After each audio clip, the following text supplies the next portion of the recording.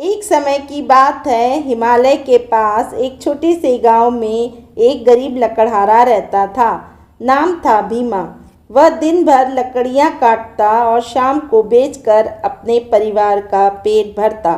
भीमा बहुत बड़ा पंडित नहीं था, ना ही उसे कोई मंत्र आते थे, लेकिन उसके दिल में भोलेनाथ के लिए सच्चा प्रेम था।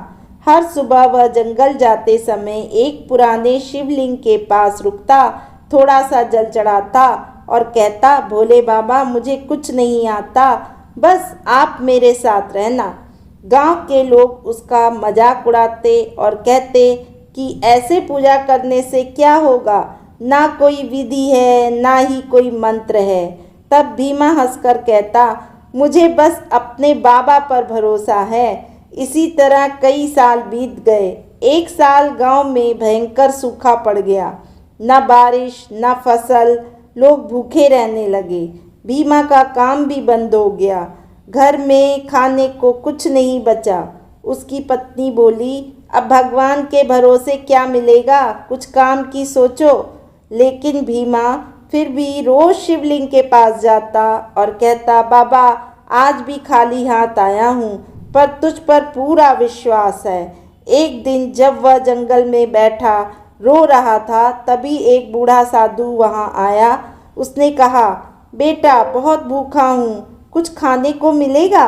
भीमा के पास उस समय सिर्फ एक सूखी रोटी थी, जो वह खुद के लिए लाया था। वह कुछ पल सोच में पड़ा और बोला, बाबा बस यही रोटी है, लेकिन आप खा लो। साधु ने रोटी खाई और मुस्कुराया। अगर बदले में मैं तुम्हें कुछ देना चाहूँ तो क्या मांगोगे?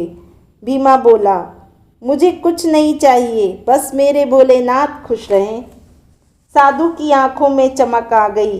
अचानक तेज हवा चली और साधु गायब हो गए। उसकी जगह एक दिव्य प्रकाश फैल गया। भीमा ने देखा, उसके सामने स्वयं भगवान शिव प्रकट हुए। जटाओं से गंगा बह रही थी, गले में सर्प माला थी और मुख पर करुणा। भीमा डर गया और रोते हुए उनके चरणों में गिर गया। बाबा आप सच में आ गए। भगवान शिव मुस्कुराए। भीमा मैं रोज तेरी भक्ति देखता था, आज मैंने तेरी परीक्षा ली। तू खुद भूखा था, फिर भी तूने मुझे खिला दिया। भीमा की आंखों से आंसू बह निकले। भगवान शिव बोले, आज से तेरे गांव में अन्न की कमी नहीं होगी। इतना कहते ही आसमान में बादल छा गए, जोरों की बारिश होने लगी, सूखी धरती हरी भरी हो गई। भीमा के घर में भी अनाज भर गया। गांव वाले हैरान रह गए। अब वही लोग जो भीमा का मजाक उड़ाते थे, उसके पास आकर बोले, हमें भी सिखाओ सच्ची भक्ति क्या होती है। भीमा ने बस इतना कहा, ना बड़े मंत्र चाहिए, ना कोई विधि पता होनी चाहिए, बस दिल सच्चा होना चाहिए।